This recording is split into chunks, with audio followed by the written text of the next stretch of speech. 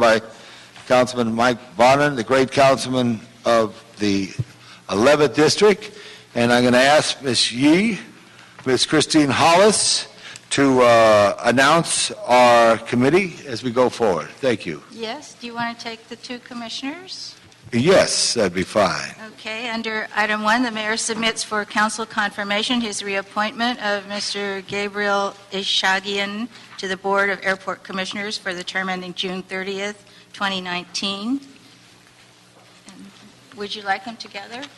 Sure, they make it easier. And the mayor submits for reconfirmation his reappointment of Matthew M. Johnson for the term ending June 30th, 2019. Good morning. Good morning, gentlemen. Good morning. Nice to see you. I can't believe he's reappointing you guys. Thank you for your willingness to serve, continued. You've both been on the commission for just about a year now. Very glad for your service. I'm wondering if you could tell us, have either of you, when you first came here, you each had certain things that you wanted to focus on. Now that you've been there a year, are those things the same, or have you decided different areas that you're interested in focusing on? Well, For the record, Mr. Johnson, state your name. Matthew Johnson, for the record. It's been certainly a learning experience, and as much homework as you can do in advance of learning what the issues are until you're in it and fully engaged. You don't really know where you can best be suited to help out. So there's been issues that I've spent time on that I hadn't anticipated ahead of time. Ontario in particular is an issue I've spent a fair amount of time on. The SBE program was something I've spent a lot of time on with staff. Issues that I intended as a frequent traveler and user of the airport and someone who came into it with a definite point of view from the perspective of the traveling public. I definitely saw a role for myself of bringing that perspective to the airport, and that has certainly been the case. And with the massive modernization plan that we're in the middle of right now, there's certainly plenty of opportunity to be engaged on those issues. Great. Hi, I'm Gabriel Ishagian. I echo Commissioner Johnson. I also came here, even though I came from a background of aviation in my professional life, there was certainly a huge learning curve to understanding the complexity of our airport system. I just wanted to say that I've been nothing but pleasantly surprised about how outstanding the staff have been and are, and their vision for the future of our airport, and making it a world-class facility, a first-class neighbor, and helping us get up to speed and allowing us to take the airport with them into the next generation, which it should be. Some of the areas that I found to be of specific importance is to make sure that the operation runs smoothly, that we have a safe and secure environment, and of course that was a challenge this year with the unfortunate circumstances of November 1st. But I think that all of us and the other commissioners that have been on the board have been outstanding. As a team, we've implemented all the initial and primary goals to bring this airport into the next generation, and I'm looking forward to continuing that and serving this great city and this great mayor and this great council. There were two specific issues I wanted to bring up, and you sort of segued into one of them. One of them was the November 1st incident. As I've said, I was pleased with the public safety response that day, but I thought there were a lot of places where we fell down and had a lot to learn from, and the after-action reports and some of the work of this committee has illustrated that. I note that in the approved budget for LAWA for this year, there's about $1 million, I think, for implementing after-action stuff. That doesn't seem like enough for all the stuff I think we need to do. So I'm wondering what your thoughts are on how we prioritize with that very small pool of money and how we continue to move in a much faster fashion to get all of that stuff done, because we sadly remain a target. I think we'll always remain a target, and I think as tragic as that incident was, it certainly could have been a lot worse, and it was a fantastic learning experience for everybody involved. I can tell you that there is not a single item that we've compromised on for budget issues. We studied that after-action report. Staff spent a lot of time working on it with all the various parties, internal and external. The board spent a lot of time throughout the entire process of that. We've looked at it. Staff has done an excellent job of creating a list of items that need to be addressed. Some are items that you can fix, and some are items that will be ongoing. We have a timeline that has been established, and with each item, and it's a very exhaustive list with measurable results of when they're supposed to be accomplished. We have, I believe it's quarterly reviews of that timeline to make sure we are on target. And if anything is falling behind, we will see it in those reports. And I can tell you as a board, it's something we take very seriously. I echo again Commissioner Johnson's sentiments. There was no budget limit to what we needed to spend here, and we've worked very closely with staff to identify what our needs were to make sure that the after-action report was fully implemented with quarterly reviews. One of the things, the elements that you can't really put a price tag is benefiting and increasing our scope for better communication, and I think that is the real key and the real crux of what that after-action report looked like. And our teams, not just internally but externally, and are cross-pollinated between fire, police, the mayor's office, the council, LAWA. All the external elements are all working together, and so maybe it might seem that there's a little budget, but in reality, it is what is needed to implement, and we're fully on top of it.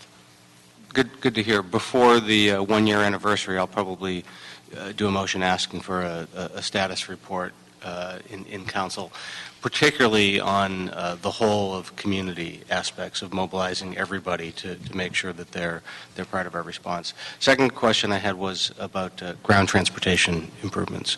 Obviously, as you know, the mayor and I have focused a lot on making sure that we sometime in our lifetimes get a metro train that connects to that airport, but that's one of many pieces of a coordinated, passenger-friendly and airport neighbor-friendly ground transportation program that includes the People Mover, the full intermodal transportation facility, the consolidated rental car center, and other stuff. That's a lot for the airport to be doing. There's a sense of urgency about all of it, and your own executive director has expressed concern about the airport's willingness to foot their share of the bill on that. What are your thoughts about on how we, and Mr. Martin is sort of nodding his head in shared concern over that. What are your thoughts about how we actually afford to do that? Because it's not an option of doing it. Sure. Okay. So, I personally am very excited about the developments that are happening, and we are in line to make sure that the ground transportation element fuses with the People Mover, the CONRAC, the intermodal transportation facility for the airport. And these are, and you'll see today some items are also on your agenda, especially for the Midfield Satellite Concourse. Now, I understand that there are always challenges behind ensuring that we have growth at the airport, and that growth is coming from natural demand. We live in a wonderful city. People want to come and visit, and we are poised for growth. Now, it's important, obviously, that we have smart growth, and that, in my opinion, in terms of the economics for footing the bill, as we say, can come from various areas, but one of them has to be in terms of managing proper growth and bringing in the right types of international aircraft in, and that will be succeeded mostly with the midfield satellite concourse. So and I've been focusing certainly on economics, and if you ask the staff, I'm always hammering on them to make sure that we're optimizing our bottom line, that we're looking at the top line, because we do have these capital improvements. They need to be funded somehow, and I think the commission, working together with you, working together with the mayor's office, working together with staff, we could come up with an optimal economic functionality, if you want to say, to make sure that all of these improvement projects, which of course include the ground transportation element, are fully funded in a way that are meaningful. Obviously, the budget has to be a critical component in analyzing all this. With a lot of the modernization, particularly at the terminals, that is, we know how we're funding that. Those are we can build it into the rate structure with our tenants. It is trickier with the transportation component of modernization, but it's absolutely critical. So we're at a critical stage. The airport does not have full control to sort of dictate everything. I mean, as you know, Metro and their decisions had a huge impact on the airport plans. There's a huge amount of time and energy that's going into the planning stages now. We really only have one opportunity to get this right. Whatever we do, generations are going to be living with. So we'll certainly want to make sure that we get this right. In thinking about that and planning for really the very long-term future, and also looking at the budgetary aspects, what are new revenue opportunities along with this modernization are all critical components that we're spending a lot of time looking at. Yeah, one thing to keep in mind is the timeline for Metro to complete the Crenshaw LAX line. They're moving faster than I think the airport is moving so far on the people mover. I know that there's a lot of energy and attention to that issue, but it's going to look really bad for the airport in the city of Los Angeles if we don't speed up our timeline so that we're there to greet the Crenshaw LAX line when it arrives. Okay, thank you very much. I just wanted to ask a couple of quick things. Michael, if you would like, Mr. Bonin, in October, a hearing out at the airport, but not in the airport, someplace, whether it's like at LMU, an auditorium, parking, and have all this 1 year out. I think that would be a good thing to look at there. I do want to remind everybody, I'm always worried about the baggage area when it comes to security. We go through intense security as we leave the airport, but the headline is an incident took place at. It doesn't need to be, it's so wide open. The back door is so wide open. So I just take that aspect of it, because you could come in and get out of a car with a bag and walk right into there, and it's the same scary thing. So please look at that. I've said that before, but I know I'm saying it the first time on a public microphone because I want to make sure everybody hears it.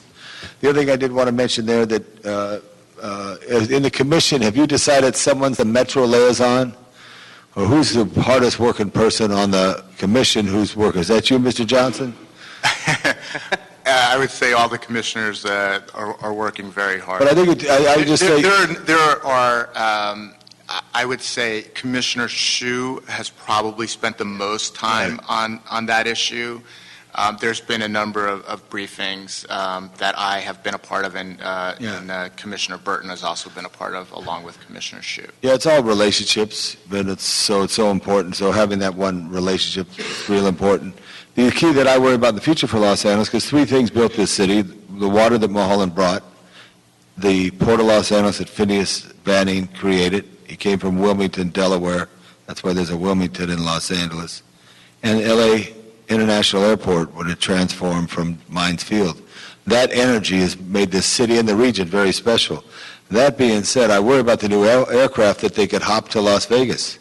And if I'm sitting somewhere and I say, and I can go other places. I bypass LA. I want to make sure we're the convenient hub, that we're the triangle that Los Angeles, Las Vegas, Grand Canyon, San Francisco, but for the economic engine that it provides, I always want to be a welcome mat at that, to look at that area there. Michael, this is more for you on the transportation. Down in the harbor, they have a red car that runs on the waterfront. Everybody wants to get to the beach. Maybe on West Imperial, we could get an old red car that would somehow connect. We could still do it. I'm be looking for a job in about 10 months. I may work for free on this one. But you could roll from Dockweiler Beach, into El Segundo or whatever. And I know Mr. Villaraigosa tried to plant the last 1,000,000 trees on Imperial. It's really a mishmash of trees down the middle of Imperial. That's an idea to get the old red car, the fun, and create it. And I love the Flight Path Museum. I think it's real important. And another objective from the sister city angles that I work with you on, but I want to work with the airport staff, are the people who come to Los Angeles who work in the airlines. They're our ambassadors. And they often stay here for 2 days on the long international flights. We're going to try to create with some airlines like a Los Angeles week where we get them up to Hollywood and whatever else the case may be, but also they be our voices that's positive. Because someone says, if I had a good time in our city, they're going to come back. If you didn't have a good time, they're not going to come back. And I think it's good because the economy is needed. Manufacturing has drifted, but tourism is a very big, big, important thing. So we could work on that. And lastly, on Ontario, who's the lead on that? Well, What's the mayor's position? Do we know? I think I will let the mayor speak for himself about his position. And given that there's ongoing litigation, it's really something I think we need to be very careful about the statements we make in public about that. Okay, all right, we'll take it at that. Good, we'll see you in council. What I would like to ask, Mike, that you introduce him, and if you could just give like a minute and a half your accomplishments of what's going on. I don't think there'll be a lot of back and forth, but I think it's so important that anyone who represents one of our proprietary departments just gets a chance to tell the progress that you're making, if that's okay. We'll recommend approval today. We'll see you at 10 o'clock. Thank you very much. Thank you. Appreciate it. See you downstairs. Thank you. All right. Thank you, Ms. Hollis. Next item. Under item 3, the Board of Airport Commissioners submits for council approval the Midfield Satellite Concourse Program, which includes the Midfield Satellite Concourse North project at LAX. Related documents attached for action include the final EIR, the Statement of Overriding Considerations, CEQA findings, the Mitigation and Monitoring Reporting Program, and the Executive Director's LAX Plan Compliance Report. Good morning, council members. Lisa Trifoletti on behalf of LAWA. We're here. I provided for you a brief presentation for you about the MSC, the Midfield Satellite Concourse Program, and before you is a request to approve the MSC EIR, the Executive Director's Report, the Statement of Overriding Considerations. In 2004 and 2005, just to give you a little background, the MSC was approved as part of the LAX Master Plan. It was actually called the West Satellite Concourse. And it was certified at the programmatic level in that document and also in the Federal Record of Decision. In 2006, as you know, there was a settlement, and some projects in the master plan were yellow lighted, some projects were green lighted. And so the MSC was one of those projects that the litigants allowed to green light and allow this project to go forward. And in 2014, you just approved the West Area Maintenance Project, which will allow the relocation of the Qantas hangar, and now we have the MSC. So the objectives of the project is to facilitate the ongoing implementation of the master plan, to establish additional 11 wide-body international gates, and really to act as an empty chair while we're doing all this major construction. It will provide flexibility while the modernization is going forward, to make room for critical projects that you just talked about, the people mover, and to provide better passenger level of service, because we now need to reduce reliance, and we will be eliminating the reliance on the West Remote Pad, where there's absolutely no passenger amenities. There's in some cases no restrooms, no concessions, and it's not becoming of a modern airport like LAX. So, as you know, there are a number of enabling projects. We have also included in the project, things like moving navigational equipment, a new taxiway that would connect the north and the south airfield to create greater efficiency in operation for the airport. And the MSC program would honor the alternative D, which is the plan of record, limit lines, and so it would not go into the north airfield. It honors the taxiway configuration associated with Alt D.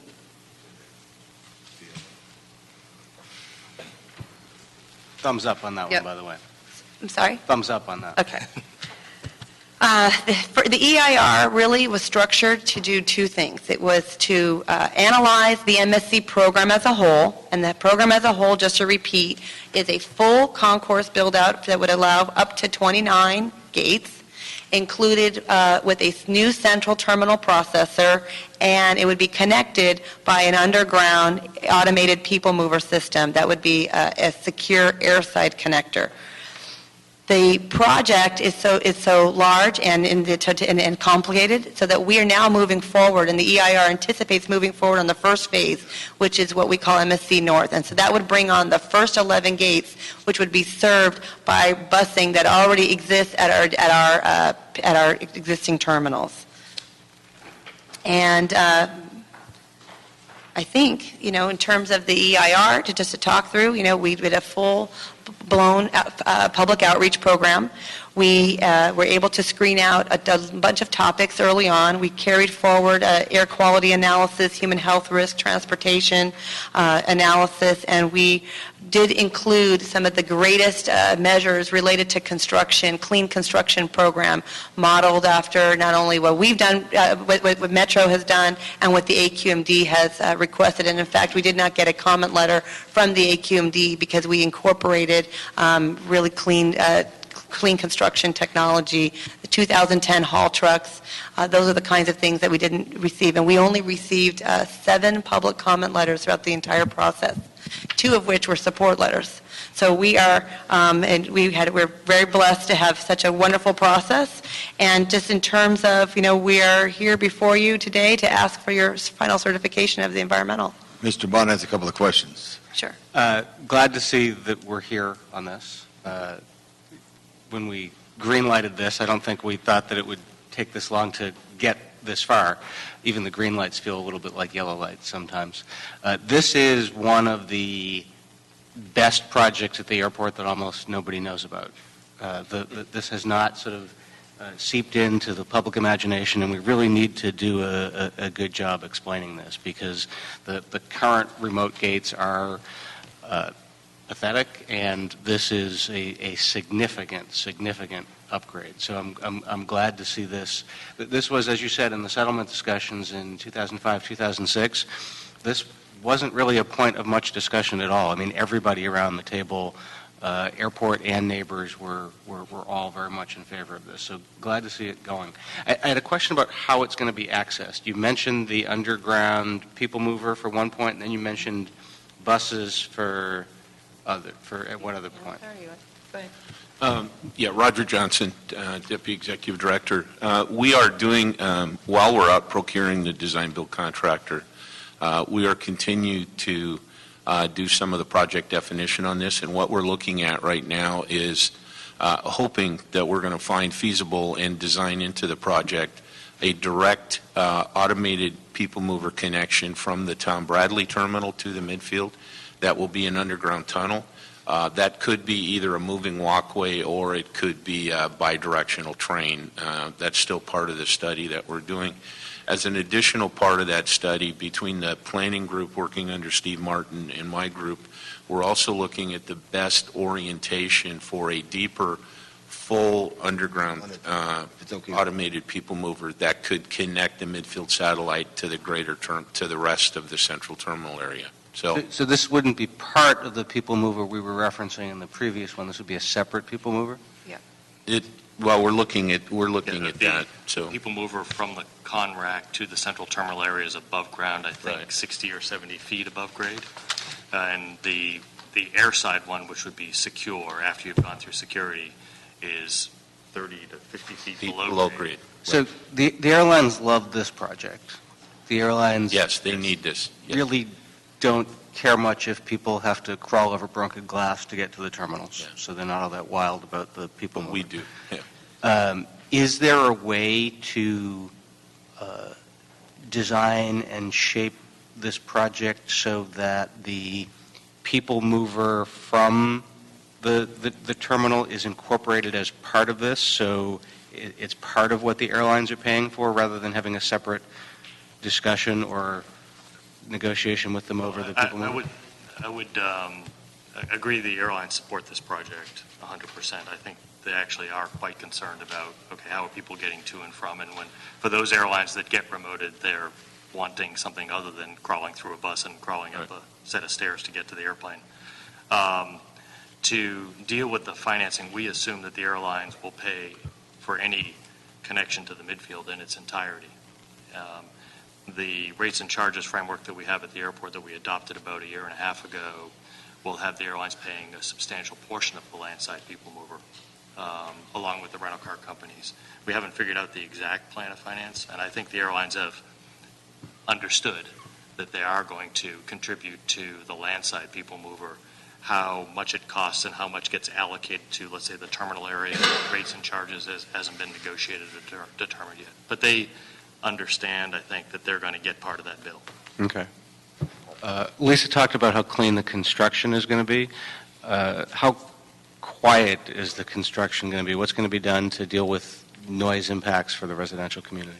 We actually had no construction noise impacts because most of the staging and most of the construction is going to be happening in the interior of the airport. We had no significant impacts related to noise. What about the vehicles coming in and out? How are they going to come in? We have designated haul routes that were mandated as part of the master plan, and we do have one construction traffic impact related to the number of vehicles, and so we have an impact where we're going to be doing some mitigation at Manchester and Sepulveda, but it actually doesn't translate into a noise impact. It's a new right turn lane and a new left turn lane. Okay. One of the mitigations also, Commissioner Bonin, as you probably recall, prohibits any heavy construction vehicles from using Westchester Parkway, with the exception of the very west end where they come up from Pershing and turn right to get into our construction yard and our construction gate. But other than that, construction vehicles and the worker vehicles are prohibited from utilizing Westchester and coming in from that area. So we're trying to keep all the construction traffic on the heavy arteries coming in off the freeway and then coming down Imperial to Pershing. So. Lisa also mentioned, as I said, she mentioned that the construction was going to be clean. What is the environmental footprint going to be of the actual facility in terms of the materials used to build it, in terms of energy sources, in terms of its day-to-day function? Well, we believe we have a fairly balanced site from the perspective of the materials on the airport. So we don't believe we'll have to import or export a whole lot of fill material off of the airport. The energy sources that are going to be serving this terminal will be electrical from DWP, and then the chilled and hot water for air conditioning, for preconditioned airspace, will come from the new central utility plant that we've just recently commissioned, and then we'll get gas from Southern California Gas Company. So will there be a LEED certification at all for this facility? We will actually be, the airport, because the state has gone from LEED to CalGreen, so we will be seeking CalGreen certification on this facility. What level are you looking at? I believe Tier 2, but We assume Tier 1 in EIR. Okay. It doesn't preclude us, though, from going farther. Yeah. I mean, we've got a silver goal on the Tom Bradley, and right now we have enough points for gold. Hopefully it'll get certified as gold. So we like to promise short and deliver long, I guess. Okay, thank you. Thank you very much. I think this is very important. And when is it expected to start construction? Well, some of the enabling work is underway right now under a separate contract. And at least the design work on that, as soon as this gets done, they'll actually get into the field. We are out right now. There's an RFP on the street for the design-build firm to come on board. I hope to bring that contract to the council in December. They'll start design, and we will begin construction January 2016, and the building should be opened in the fourth quarter of 2019. And will new fire station 80s be relocated again? No. Same, it's right in the right spot. Was located where it was, assuming the midfield side. Very good. Good job. Well, thank you so much. Lisa, thank you for all your work. Mr. City Attorney, thank you. Okay, let me just go over some items that I've reviewed. I'm going to call as just to call them, and then we're going to approve them real quick. The risk manager on number 4. We're on number 4 right now? Yes. Yeah. Under item 4, the Board of Airport Commissioners submits for council adoption the board resolution which finds that LAWA should be authorized to use the alternative project delivery methods of competitive sealed proposal selection instead of competitive bid. And this is good, so we can consent on this, no problem? Mr. CAO? Construction manager at risk. Good. And the board is also asking the council to ask the city attorney to draft the appropriate ordinance that is required. Got it. I'm just trying to catch up. So we're consent on this. We're okay with this. City attorney's reviewed it. It's all good. So we'll vote approval. And let me just ask a few more. Thank you so much. You gave your greatest speech. Thank you. Which one of us? Both of us. It's both our finest. Roger's never been that impressive. 5, 7, 8, 12, and 13. If there's any objection on 5, 7, 8, 12, and 13.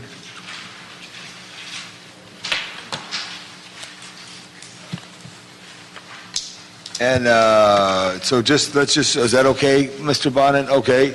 And with that being said, let's just look at the other ones real quick. Okay, under item 6. Right.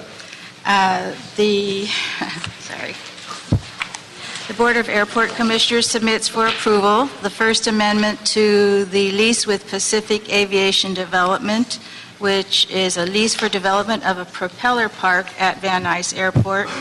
The amendment would reconfigure the premises, revise the development timeline, revise rental rates, all to facilitate development of the park. Good morning, members of the committee. Bill Kreitz of the CAO's office. We have reviewed this item and we recommend approval. Thank you. Steve Martin, Chief Operating Officer of LAWA. This is an important project to complete the Van Nuys Master Plan, which is a 30-acre propeller park that's dedicated for propeller operations in the Balboa neighborhood area. And this is a sort of a workout, if you will, of the economic terms of the deal to keep it going. Great. And you briefed the councilwoman of the district? Yes. Thank you so much. Recommend approval. Next item. Under items, let me see, where are we going? 9. Up to 9. Under item 9, the Board of Airport Commissioners submits for approval a reimbursement agreement between the city and Signature Flight Support Corporation, which is a tenant at Van Nuys Airport. The agreement would allow LAWA to recover costs of a Customs and Border Protection facility that is being built by the tenant, and the tenant will actually pay the bill, but provide the money to the LAWA to pay the Customs and Border Protection. Cost. Okay. Thank you. Jim House from the City Administrative Office. The Van Nuys Airport for several years had the ability to clear international flights through Customs and Border Protection, and that service ended in 2006. And because of the value of that service to the operators and tenants at Van Nuys Airport, Signature, I believe at their own initiative, created an opportunity to reinstitute the service.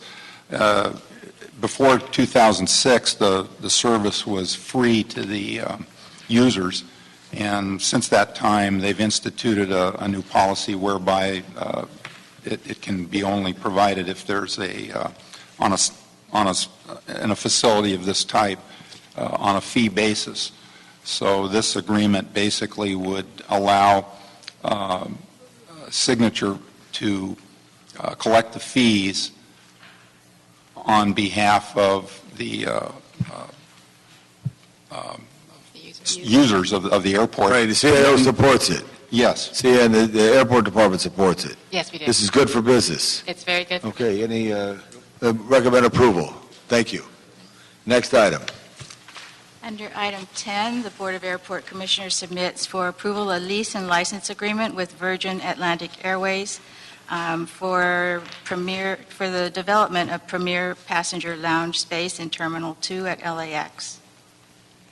Good morning. Andrea Mills. Yes, CAO approves the recommended lease for the premier passenger lounge with Virgin Atlantic. Very good. And this is good for business at the airport, Ms. Beavers? It's very good for business. It fills some vacant space that we Thank you. Good. So we recommend approval. Very good. Next item.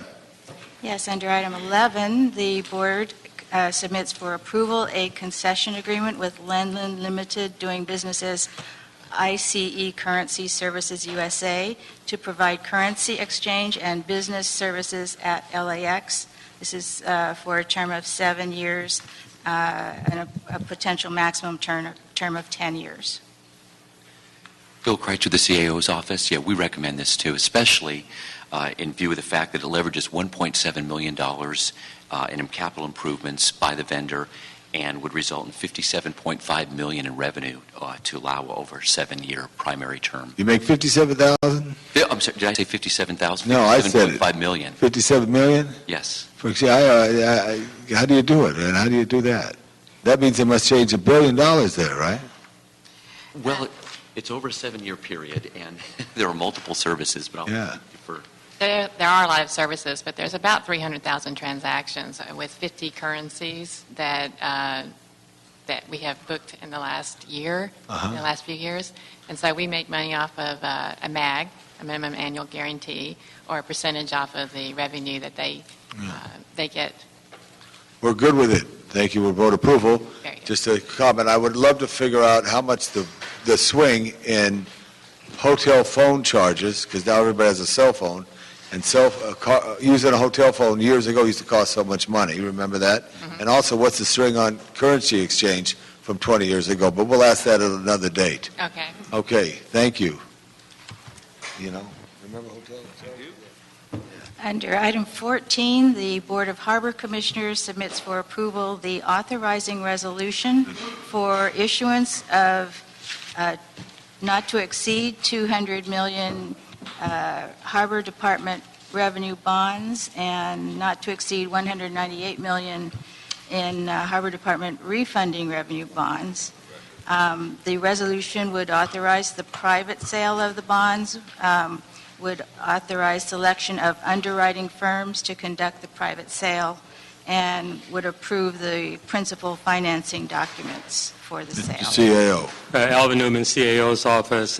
Initially, I wanted to make a technical correction in the CAO report to eliminate the phrase and recommendation to adopt a procedural ordinance for the revenue fund, and I've already verified it with the clerk. So that's been clarified? Yeah. I won't go over what the CLA has gone over as far as the overview of the report, but this refunding and revenue bond issuance will save approximately $335,000 per year in debt services costs, and it will also have a interest cost savings of approximately $7.3 million over the life of the bond. And we recommend approval. Approval? Yes, Carl Pan, Chief Financial Officer of the Harbor. We do not come into the market very often, but given the level of capital projects that we are undertaking over the past 2 years, this borrowing is a timely one, and it's a good one in terms of timing within the interest markets. Good. Thank you. Recommend approval. Good work. Send a copy to the controller so he makes sure he understands that too. Okay. Next item. And under item 15, the Board of Harbor Commissioners submits for approval by ordinance amendments to Port Tariff Number 4, and this would amend definitions, amend general rules, and add a new section, all to regulate the use of new docks called recreational courtesy docks that are available for public use in the San Pedro downtown harbor. Alvin Newman, CAO's office, has been stated. This will be an amendment or change to two of the tariff amendments, and it will be an addition of a new tariff amendment for the recreational courtesy docks, and we recommend approval. Thank you. Chief Good Hillman. morning, Commissioners. Mike Hillman with the Port Police. We concur. Very good. And Mr. Bruce Gaiano concurs? Mr. Bruce Gaiano's office supports this? Correct. Okay, move to This approval. is a lot cooler than you I guys know. made it sound. I know, it is. I know, much better. Making the waterfront better. Yeah, fun, free. Exactly. Okay, we approve it. Thank you. Any other items? No public comment? Go ahead The there. duck is going to park. Yeah, good job. Thank you all. Have a good day. Work safe. Thank you.